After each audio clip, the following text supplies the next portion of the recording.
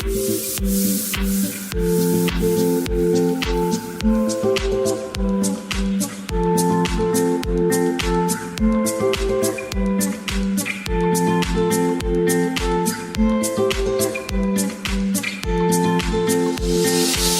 guys! Welcome to my vlog at ngayon mag-house tour tayo dito sa La Corona Terrace. Welcome sa house! So, sa unang pasok nyo guys, ito yung makikita nyo. So, sorry kasi may car na nandito sa gitna din. Sige, pasok tayo guys para mas makita nyo yung loob. Ito yung sa mga rooms. So, meron siyang big room and single room. Then, ito yung lanay, kung sa unang pagpasok nyo dito, makikita nyo na yung living area. So, from wood, yung chairs and table. Look at this guys. So, ang ganda ng interior ng salas, katulad nito. So, pasensya na kasi medyo messy. And, ayan, pwede ka dito mag-chill, magkwentuhan, mag-bonding with your friends, with your family. And pwede kayo mag-gather ng mga kaibigan. At kung makikita nyo guys, is may malaki ditong salamin. Then, gawa siya sa kapis. Itong border nitong salamin. And puro nala lang yung mga furniture, mga hardwood, and guys, kung makikita nyo din to, ang ganda din, pwede ka ditong umupo. And dito naman sa bar lounge, so pwede kayong mag-cocktail while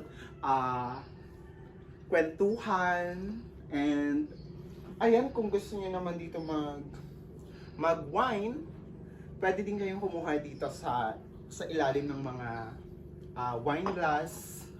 At meron din dito syempre mga margarita. So, the best for wine. And so, pwede na ibalik na natin yung ating makina. Ayan, ang ganda, Instagrammable yung ambience. And guys, kung makikita nyo din, napaka-presko ng hangin dito sa probinsya. Ang daming puno, ang daming halaman. So, guys, akyat naman tayo sa taas. Dahil pag akyat mo dito, makikita mo na ang sliding window, which is, ito yung big room. So, ayan, ang ganda ng view pag nandito ka sa terrace na to. So, look at this guys.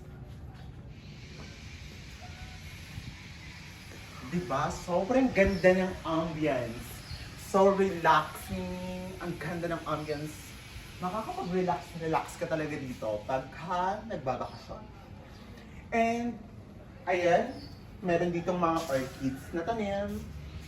Ayan, pwede ka ditong magmuni-muni habang nag-iisip sa umaga kung ano yung activity at ano yung mga program na gagawin mo a day. And, now, pasukin natin ang big room. So, ayan guys. So, wait, bukayin ko lang yung ilaw. Bukayin ko lang yung ilaw. So, ayan guys, ito yung big room. So, merong dalawang queen size bed. And, dalawa din na single size bed. So, maximum of 6 packs ang kasya dito. Then, meron siyang sariling salamin, side table. And pag gusto nyo ng manood, meron din ditong TV para sa inyong libangan pag gusto nyo manood. And pag gusto nyo naman nakapatay ito, gusto nyo yung lampshade lang, yung ilaw, at gusto nyo mag-relax, pwede nyo din siyang buhayin. And meron siyang CR na hiwalay sa shower room, which is here. At yung toilet, So, eto. Ayan. So, nakaseparate yung toilet sa shower room. So, ayan.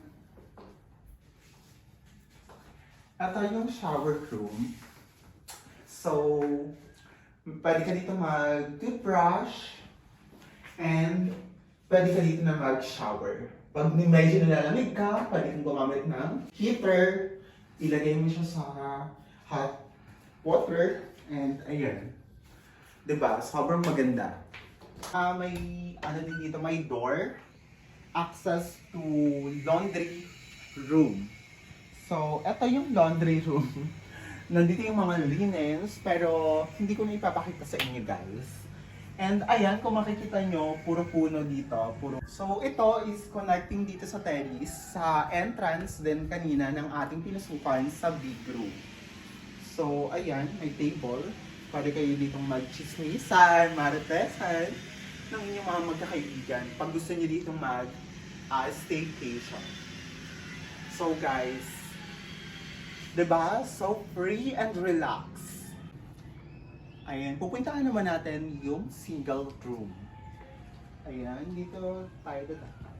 So, ayan, ang ganda. Kapis din to, made in kapis and wood. Then, ayan, nakikita mo rin yung view ng mga bahay. Then, dito, meron naman ditong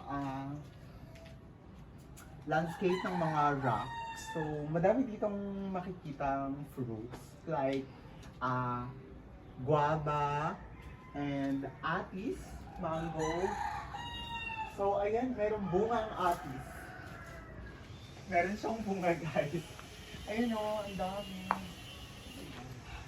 Ang dami niyang bunga. Ayun guys, so pupuntahan na natin ang single. Ngayon is dito ka nagro-room. Pero kung mag-staycation din kayo dito guys, pwede kayo dito pag dalawa lang kayo, pwede kayo dito mag-room. So, ayan. Actually, dito ako nagro-room kaya medyo makalat pa nandiyan yung gamit ko. So, pwede kayo dito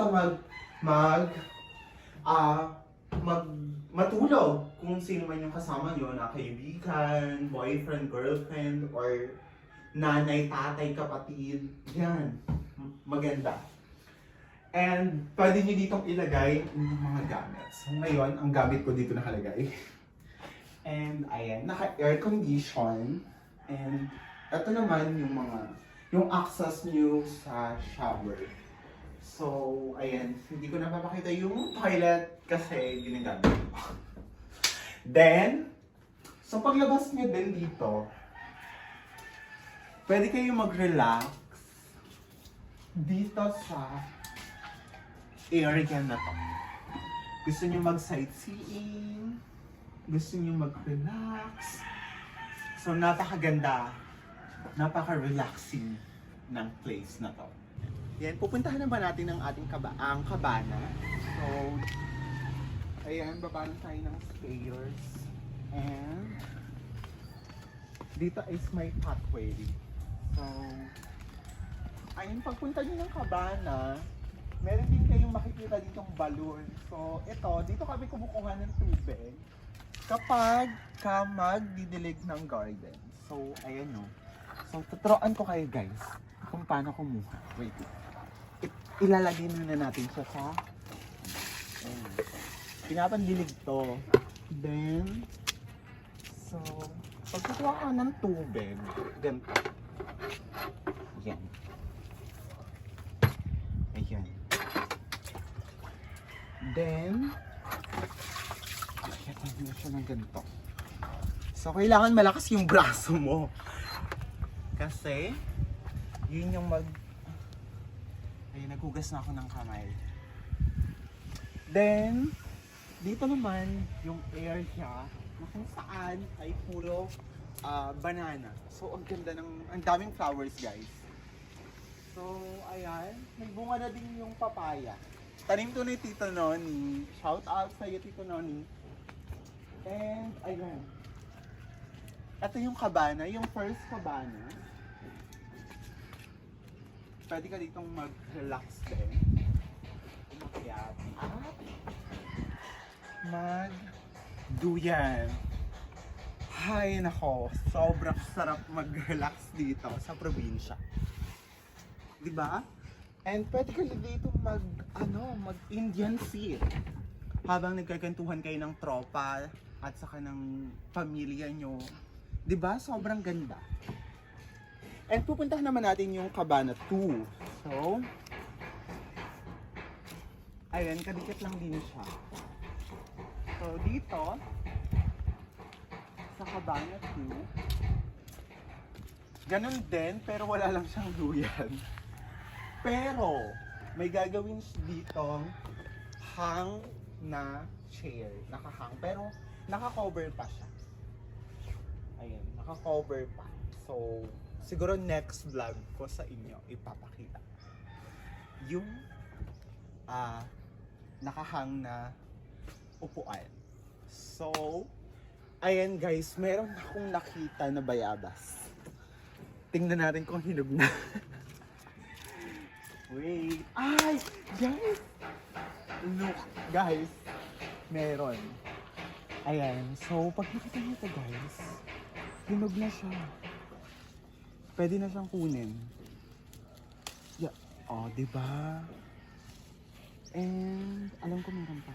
At yan, makikita nyo dito yung garden. So, ito pala yung Catmon, kung tawagin sa amin. Ewan ko kung anong tawag niyan sa Manila, pero hindi siya ata kilala na Catmon.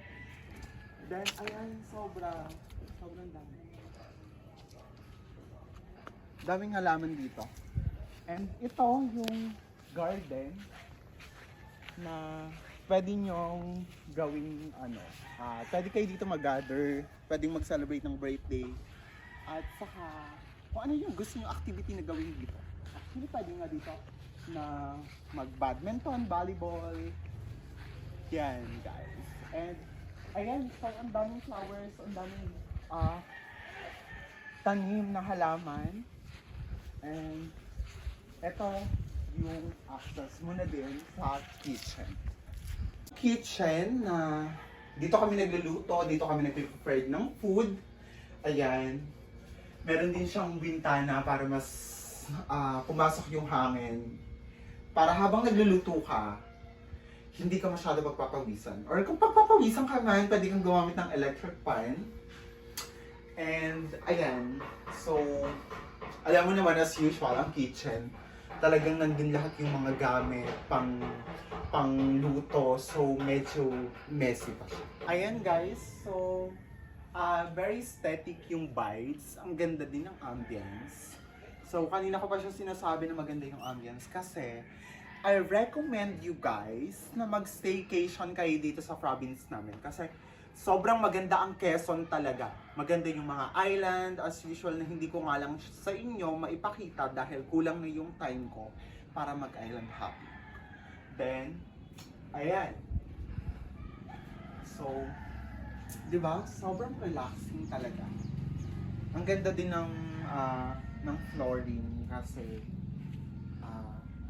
pinag-isipan talaga siya kung ano yung ilalagay dito. Meron siyang pebbles, meron siyang tiles, and ang ganda din ng landscape ng rock dito sa taas.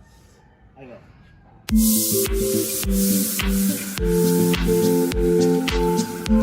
Kumakain. At dito talaga kami kumakain kapag breakfast, lunch, at dinner. So, pag medyo madami kami, nandito sila lola. Dito kami kumakain. And as usual, na tatlo lang kami, nila Ate Chen, nila Mami. So, dito kami kumakain. So, ayan. Ito naman yung chimney, pero ginawa na namin cabinet. Ayan guys. 'Di ba? Ang ganda na. Mas napakinabangan namin siya ngayon. And ayan. Kung makikita nyo, ito lang yung area na kung saan palagi kaming kumakain. Ayan. So, thank you guys. Bye-bye!